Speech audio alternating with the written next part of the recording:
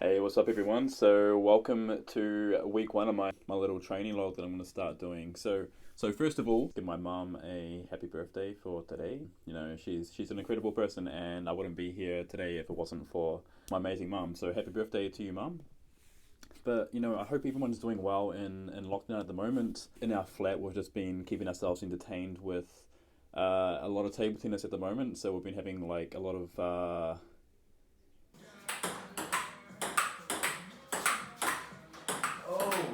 Oh, oh, oh my god. tournaments and getting pretty competitive and a little bit intense there sometimes, but it's keeping us entertained, and we're letting a little bit of steam out with this structure coming on. But what I wanted to do was just give you guys a little bit of an overview of my program that I'm going to be keeping updated with, leading towards, like, we're a little bit unsure about what's going to be happening now with, like, if Worlds is still going to be going on in Belarus, or if we're just going to have to train towards like a national competition here in New Zealand.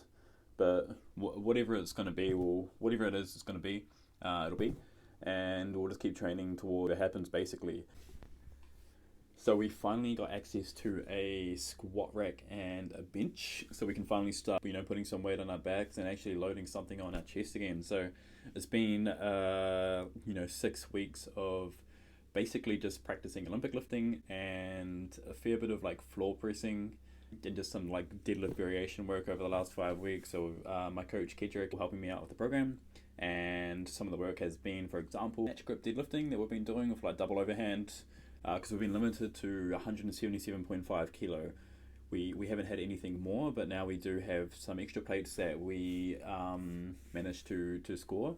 And what we can fit on the bar now is 275 kilos, so we've got a decent amount of weight to play around with until the gyms can at least open again. Yeah, over the last 5 weeks, been practicing a lot of Olympic lifting stuff, and yeah, heaps of floor pressing and deadlift variations. But we finally have access to a squat rack and bench, and it's been absolutely amazing to start squatting and benching again. So I'll give you a quick overview of, well, actually, I'll give you the full overview of what the program is. So we have day number one.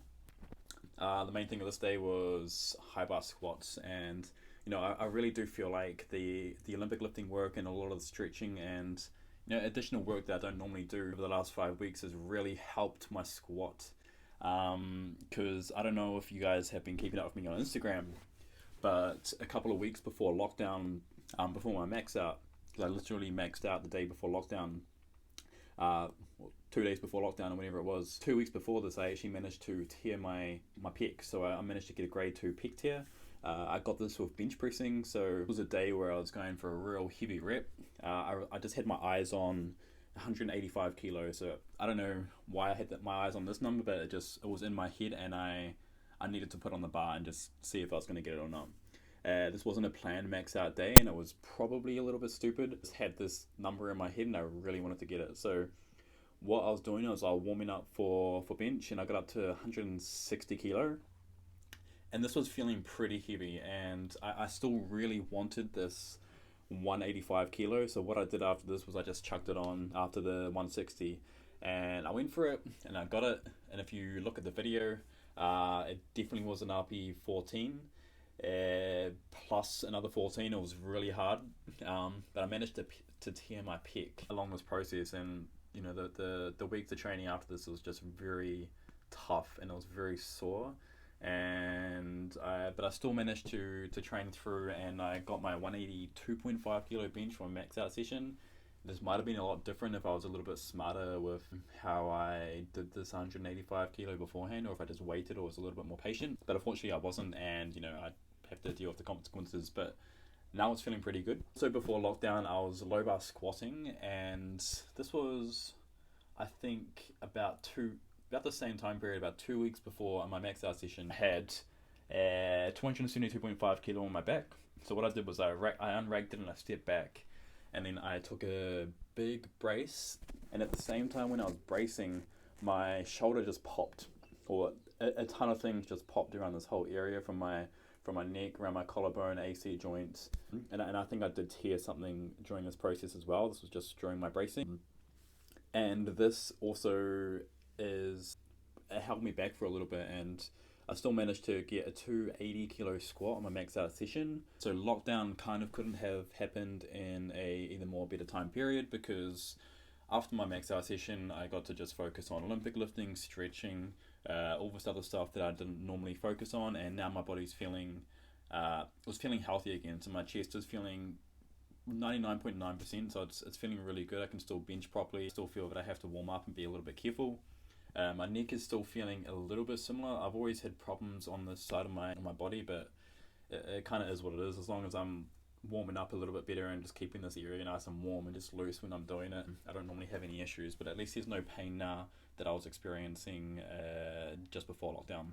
Anyway, like working all this stuff has really helped me minimize all these pains, and now my body's feeling really good. So day one of the program, the high bar squats, and these were just feeling healthy. So we managed to chuck 180 kilo on there. So my program just up here, day number one, and high bar squats was the main exercise of this program. And these were just feeling like really healthy. You know, I haven't been squatting for a little while, so 180 kilo definitely felt really heavy.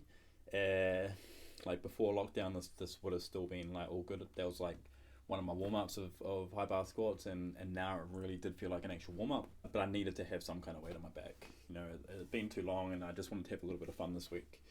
So the high bar squats went pretty well. Everything on that day felt pretty good too. My legs were definitely really sore. Wasn't too sure how day number 2 was going to go, because we had deadlifts, and you know, my back was like kind of tight, my legs were sore, my hamstrings were experiencing some pretty intense DOMs, and I wasn't too sure how deadlifts were going to go, but I managed to score some pre-workout, and I also hadn't had pre-workout since before lockdown, so I've just been having coffees every day. So having pre-workout, it definitely hit me. Like it made me really excited. And when I was warming up for deadlifts, so what we had was, I think we had sets of 4, just off the top of my head.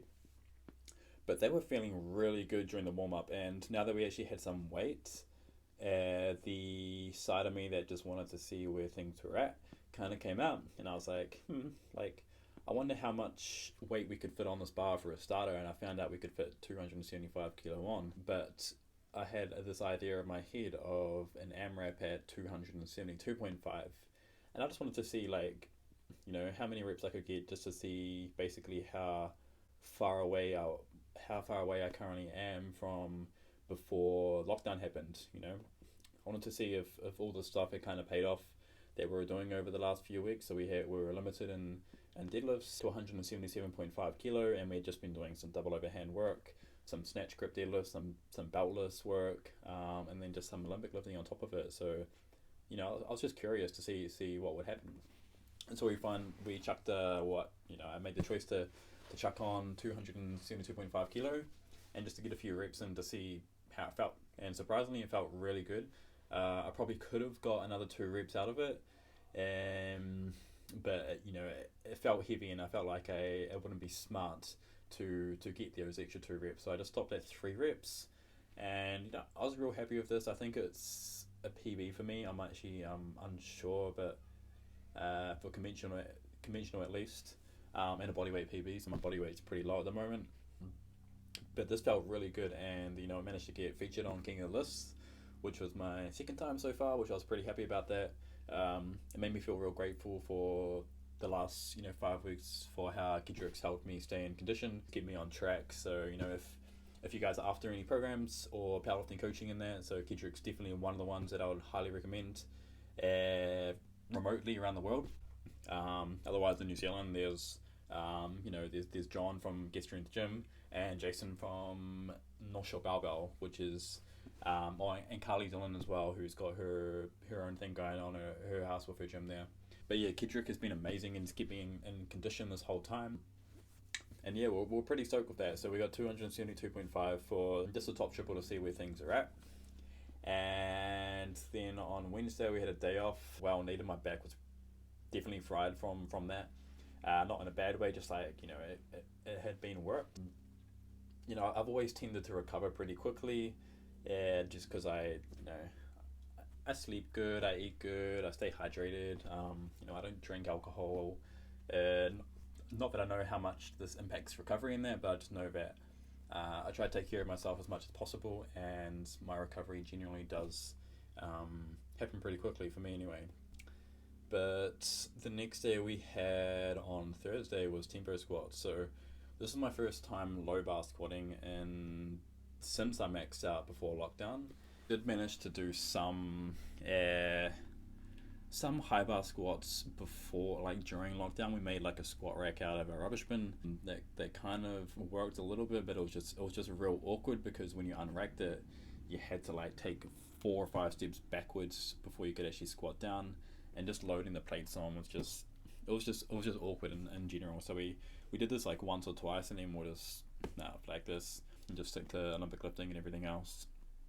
So going back to low bar squats on the Thursday I was a little bit worried about, to be honest, because my back was still a little bit sore. But I still wanted to feel some weight on my back just to see kind of where things were at, especially mobility wise as well. I've always struggled to comfortably hit squat depth.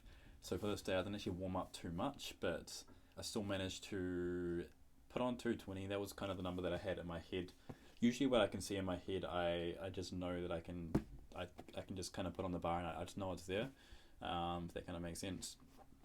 So I had 220 on there for the triple, so we had 5 sets of this, which it wasn't as bad as I thought. It definitely felt heavy, but it didn't feel like it was too heavy for my body, if that makes sense. So as long as I was controlling everything, keeping the eccentric according to the program, which was just slow tempo, then it was actually pretty good.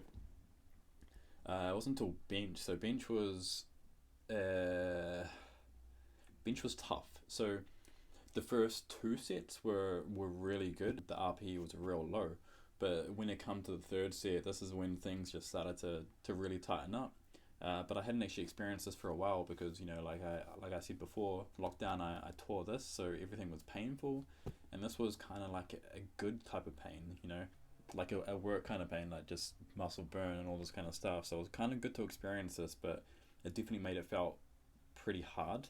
By the time we got to the 4th set, this was definitely a really high RP. I think I always struggle to tell like my own RPs because I can get like an RP, what looks like an RP 10 sometimes, but still get like a rep or 2 out of it. So it's always hard to judge. But this one here, I don't think I could have got another 2. So I think this was pretty up there, maybe like an 8.5, maybe 9 for bench, especially since it's tempo as well, and I struggle with these ones. So we got the work done anyway, and I'm not feeling like too bad today. And then the next day we had is the front squat day. So front squats have always been one of my favorite ones. Before or during lockdown anyway, we've been doing some a lot of just like front rack work, because to get front squats we actually had to clean it up to my shoulders because we had no rack. So it was definitely interesting doing the cross-armed front squat that I normally would do because my mobility is terrible for my front rack. But yeah, this one here felt pretty good, and we had some overhead work as well. It was good just to have things available to get back into. Everything feels heavy, but I know that it's going to feel pretty good from from next week onwards, because the body's like getting used to everything again, and it hasn't been too much time off, like 5-6 weeks. It feels like it's been forever, but it's not actually that long for me anyway. And what I'm really excited for is the next day. So we've got some sumo deadlifts coming up. I don't know if you guys know, but if you guys have kept up with my journey, but for Worlds last year, I actually trained sumo deadlifts leading all the way up to Worlds. And this was because I actually injured my back like the year before I started training for Worlds. And ironically, I actually injured my back doing this in sumo deadlifts. But this injury caused my hamstrings to just really shorten up and just be real tight. So I couldn't conventional deadlift for a while after this, so I had to stay with sumo deadlifts, which was weird because I injured myself doing sumo deadlifts, but I could only do sumo deadlifts because of my injury. It was kind of weird. But anyway, I trained all the way up to Worlds with this, and I've never felt the same kind of strength as I do with my conventional. I've always felt stronger with my conventional, maybe because it's more consistent, and sumo I found has been more like, it's more like technical, like it can be really good or it can be really bad, and this is generally what would happen to me this whole lead up to Worlds. Like I was just having to maintain my hips all the time. I was getting some pretty crazy inflammation in my adductors and my flexors, and I would get some days where I would literally fail to 20 kilo, and then I'll get other days where I would get like 270 at like an RB 6 or 7. So it was really up and down, and it was real tough for me to deal with mentally, because I knew the strength was there, but my technique or my hips or like just something never felt quite right. I'm pretty excited now to be healthy enough to be doing conventional and sumo, and still get the satisfaction of everything by keeping up with my conventional work, because I definitely feel stronger doing this.